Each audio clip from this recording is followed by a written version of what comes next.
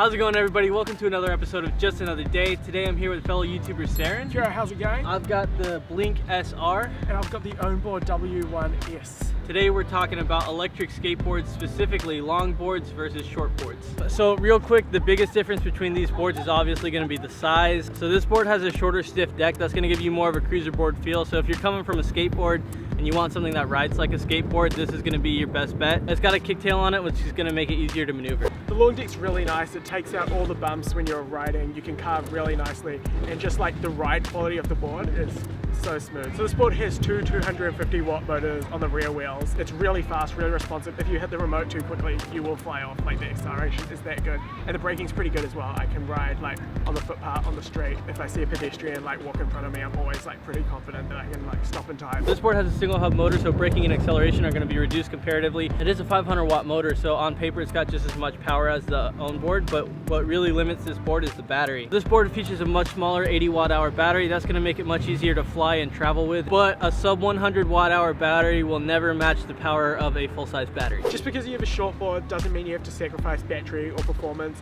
Ownboard, Boosted, Wowgo all have short boards with performance and battery similar to their full-size boards. So to give you guys a more realistic view of how these boards actually ride, what we're going to do is we're going to do a mock commute from this train station here behind us over to the museum building. It's about 1.5 kilometers. It's gonna go whichever way is best for our boards. It's not a race, but we are gonna try and see who gets there first. You guys will be able to see the differences and advantages between one board over the other. Awesome. Yeah. Okay, so Saeran's actually going that way, which is interesting. I wasn't expecting it.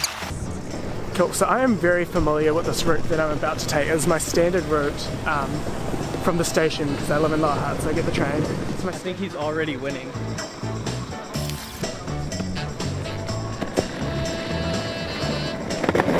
So it's a longer waterfront, so there's no cars, which is nice because the odds of being hit and killed are relatively... You never know what your traffic conditions are going to look like. So right now the bike lane that I normally use is broken. Cars are pretty hard to compete with. Like, this board can keep up in traffic, but you really have to max out the speed. Bike lanes like these are one of my favorite things to ride down. Uncomfortable because don't ride off sidewalks, kids. That's a pro tip. It makes me feel a lot safer when I don't have to compete with cars. What you do have to compete with on the waterfront is pedestrians. Pedestrians are pretty unpredictable. So the brakes on these are pretty good. So like, if people move in front of me, I feel like I can brake pretty rapidly. But if I'm in a crowded place, I will definitely ride a lot slower because I need to be able to stop quickly in case someone steps in front of me, which does happen. So me, I prefer to ride on the street.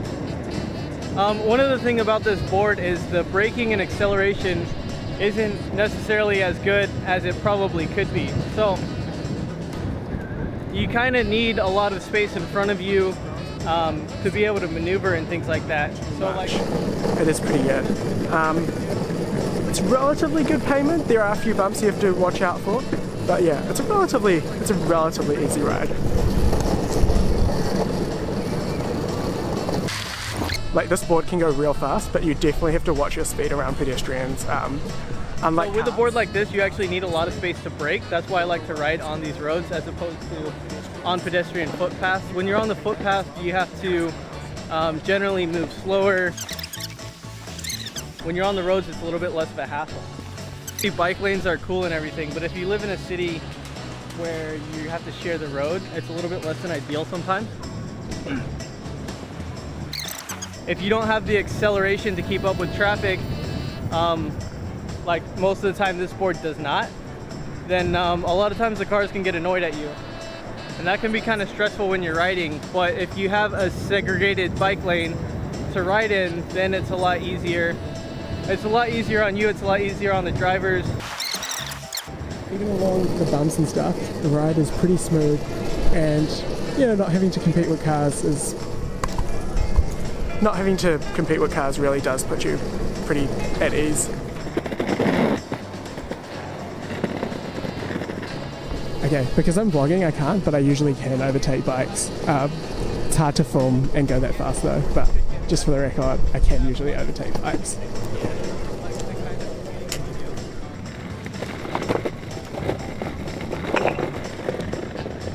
So this is like a wheelchair ramp. It is a slight hill, but it's not like a super aggressive hill, but you do kind of need to kick this board up a little bit.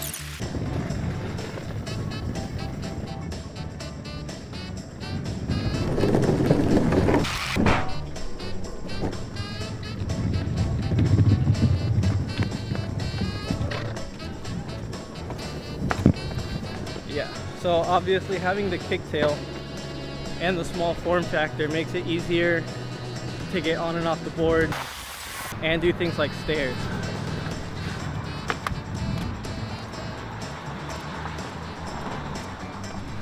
Now the waterfront is also a popular spot for cyclists, so I don't know, I feel pretty comfortable riding my board here, even though there are a lot of people. It's really wide, and cyclists ride here as well, so I feel like electric skateboards and cyclists are definitely very similar classes of vehicles. Place we're coming to. Yeah, I'm at Te Papa. I can almost guarantee that Tasman's not here yet.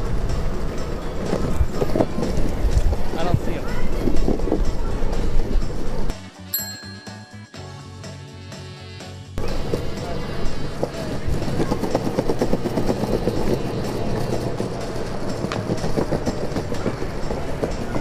Yeah, Mark, that's our location.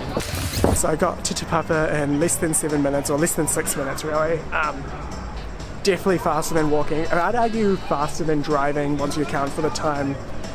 Actually, probably even excluding parking, it's faster than driving for this particular distance because traffic lights and stuff. It's such a free ride, and I wasn't even really going that fast today. I was filming and just taking my time. If I really wanted to gap it, I reckon I could have shaved like another minute or two off that time.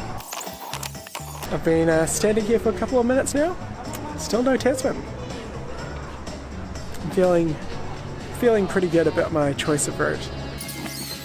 I've been here for like a few minutes now and there's no sign of Saeran, so either something has gone really wrong or he got here so long ago that he got bored and left, or I've won by like a lot. Okay, I'm gonna go check in front of Te Papa. So I've been sitting here outside Te Papa for almost 5 minutes now. Still no Tasman. I found him, he was hiding. So here he is. I'm not gonna lie, I was sitting over in front of Max Brew Bar for like 5 minutes. Like, I was wondering, I'm like, oh, surely my route wasn't that much faster. how was it, man? Like, where'd you go? I went along the waterfront. There's people, but there's no cars. You have to worry about hurting others a little bit, but as long as you don't go too fast when there's like large crowds, it's not really an issue. Awesome. How do you like riding in the street? Prefer to stay away from the big streets. Ironically, in Wellington, the big streets are the ones that have the cycleways. I don't mind riding around like Cuba Street, some of those smaller streets. Riding on the same street with like a lot of cars, like, freaks me out a bit. So how do you normally use your board, man? Like, is it like an everyday commuter for you? If I'm going to the office, it's real easy because I can just ride across town, and when I get to the office, I can leave my board there. And if I need to like go out to meetings and stuff during the day, I can just walk and I can leave my board at the office, and then obviously I'll ride it back to the station. If I have heaps of places to go during the day that are all in the city, I usually won't take the board because it's not that good to ride inside the city, and then like wherever you get, you have to either carry it around, which is a massive pain, or put it somewhere. It's smaller than a bike, so you can take it inside, but it's also big enough that you don't want to take it everywhere you go.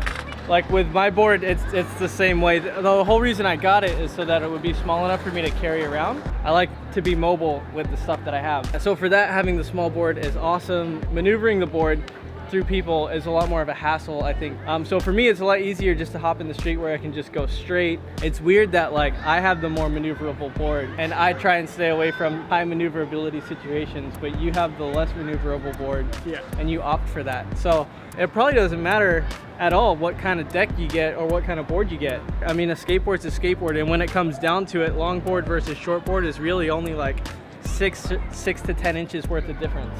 It's really just, I guess, carrying it around. Carrying it around, I reckon, is definitely the biggest factor. Carrying that board around is a massive pain in the ass. I don't like carrying it for more than like 60 seconds. Anything more than that gets really annoying. If you had to pick one over the other, which one would you pick? I'd pick my board, though I'd consider a short board with a better motor and battery. Yeah, actually I would say the same thing. Basically like an Ownboard Mini, a Wildgo Mini, a Boosted Mini, any one of those. So the verdict is both boards lose, right? Yeah. Huh. That was a surprise. Okay. That's the video, guys. Hope you guys enjoyed it. This is Saeran. Yeah, I'm Saeran. I make videos about Wellington. You can find me on Facebook or YouTube. Tasman will put the links in the description or on the screen. There's some sort of fire going on in the mountains behind Parliament today. We're talking about you guys. Welcome to the vlog. I'm Ellie. It's my birthday today. My vlog. Hi guys. What's up, Bubbles? You gotta speak louder and talk like What's up, Bubbles?